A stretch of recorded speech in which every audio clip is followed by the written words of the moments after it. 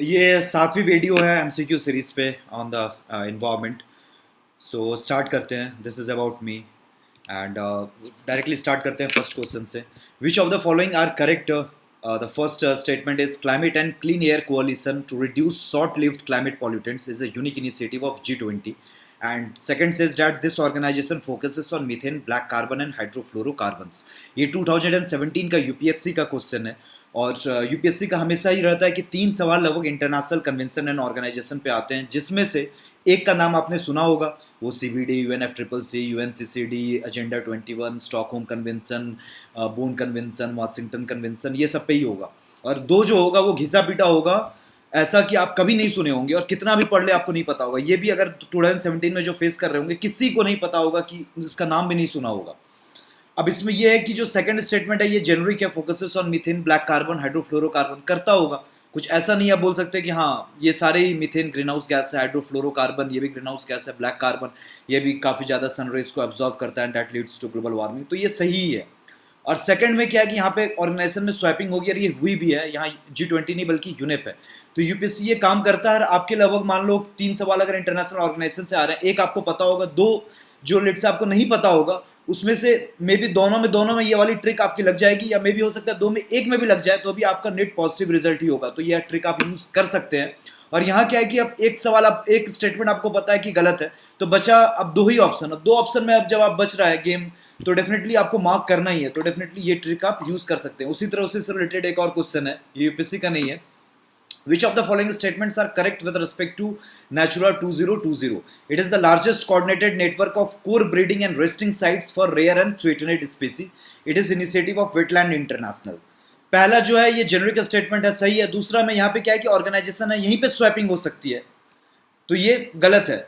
और ये actually European union का इनिशिएटिव है। यहाँ पे आंसर होगा A1 ओनली। तो मैं बस बताना ये चाह रहा हूँ, जो दो स्टेटमेंट है, एक आपको पता है जेनरिक है तो सही है, अब दूसरा सही है गलत आपको पता नहीं है, तो आप लेके चल सकते हैं कि वो गलत है, क्योंकि यूपीएससी ऑर्गेनाइजेशन में स्वैपिंग करता है। लगभग 10 सवाल आप उठाएंगे यूपीएससी का लास्ट 5 to 6 ईयर्स में, तो उसमें से 8 में उन्होंने स्वैपिंग किया है। तो आप मान के चल सकते हैं कि ज़्यादा चांस ये गलत होगा, और स्वैपिंग करने का स्कोप भी यहीं ऑर्गेनाइजेशन में ही बनता है ऐसे सवाल में।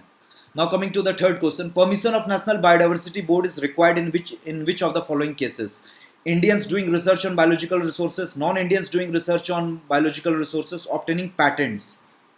अब इंडियंस जब रिसर्च करते हैं सॉरी, तो उसके लिए जो परमिशन चाहिए होती है वो स्टेट बायोडाइवर्सिटी बोर्ड से चाहिए होती है। सॉरी, उसको स्टेट बायोडाइवर्सिटी अथॉरिटी कहते हैं। नेशनल बायोडाइवर्सिटी बोर्ड से जो परमिशन चाहिए वो नॉन इंडियंस को चाहिए होती है। और पैटेंट्स के लिए जो नेशनल बायोडाइवर्सिटी अथॉरिटी होती है वो पैटेंट से रिलेटेड परमिशन नहीं देता है। सॉरी, यहाँ पे एक्चुअली नेशनल बायोडाइवर्सिटी बोर्ड नहीं, नेशनल बायोडाइवर्सिटी अथॉरिटी होगा, और स्टेट के केस में that is called state biodiversity board. Which of the following is the main reason for creation of dead zones in oceans? Ocean acidification, ocean water pollution, eutrophication, coral bleaching. Dead zones is because of lack of oxygen in the ocean water, and that is mainly because of eutrophication. और dead Jones various oceans और seize में भी create होते हैं, जैसे बे of Bengal और Arabian सी में भी है।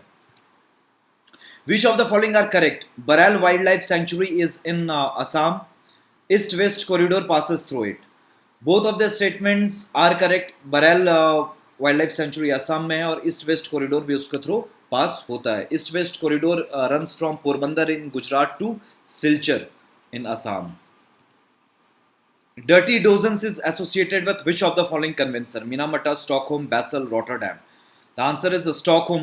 Dirty dozens are 12 persistent organic pollutants. उसमें कुछ pesticides भी है। Minamata convention is related to mercury. Basel convention is related to hazardous waste, and Rotterdam convention is related to hazardous chemicals. Which of the following are harmful effects of fly ash? Air pollution leading to negative effect on human health, bioaccumulation of heavy metals, high radiation pollution. Simple question है, definitely तीनों ही effect होगा। The answer is D, all of the above. Lantana weed problem is prominent in which national park? Bandipur, Corbett, Valmiki, Kaziranga. Answer is Bandipur national park of Karnataka. वहाँ पे लैंटना weed Britishers के time में introduce किया गया था India में। वो एक ऑर्नामेंटल प्लांट था, और बांदीपुर में अब वो वीड की तरह काम कर रहा है। डिफरेंट प्लांट्स और स्पीसीज को बिकॉज ऑफ एलोपैथी उनका ग्रोथ रोक देता है। अब ये लैंटेना वीड को हटाने के लिए एक बायोलॉजिकल प्रोसेस लैंटेना लेस का यूज़ किया जा रहा है। लैंटेना लेस एक तरह का इंसेक्ट है जो लैंटेना वीड को डिस्ट्रॉय करने में हेल्प कर रहा है। तो डेफिनेटली एक्सपेरिमेंट चल रहा है, आप देखते हैं कितना सक्सेसफुल होता है। The answer is Bandipur national park of Karnataka. Which of the following states have largest area under mangroves after West Bengal? एक ऑप्शन यहाँ पे मिसिंग है, जो ऑप्शन मैं बनाता हूँ दैट इज आंध्र प्रदेश। जो ऑप्शन है, A Gujarat, B Orissa, C Tamil Nadu and D Andhra Pradesh. The answer is A Gujarat. सबसे ज़्यादा वेस्ट बंगाल में, फिर गुजरात में, and among all the union territories सबसे ज़्यादा अंडमान एंड निकोबार आइलैंड्स में है। और मैंग्रोव्स का जो एरिया है that has increased according to the last forest survey. In which of the following rivers can one find Gangetic dolphin in its natural habitat? Ganga, Yamuna, Brahmaputra. Ganga में पाई जाती है तो डेफिनेटली यमुना में भी पाई जाएगी, और ये ब्रह्मपुत्र में भी पाई जाती है। दो इसका नाम गैंजेटिक डॉल्फिन है, लेकिन ये ब्रह्मपुत्र में भी पाई जाती है। साउदर्न रिवर्स में पाई नहीं जाती है। The answer is D, all of the above. So this is the end of the video and thank you for watching. और आपका जितना भी स्कोर हो रहा होगा out of 10, do post in the comment section. So this is all, thank you.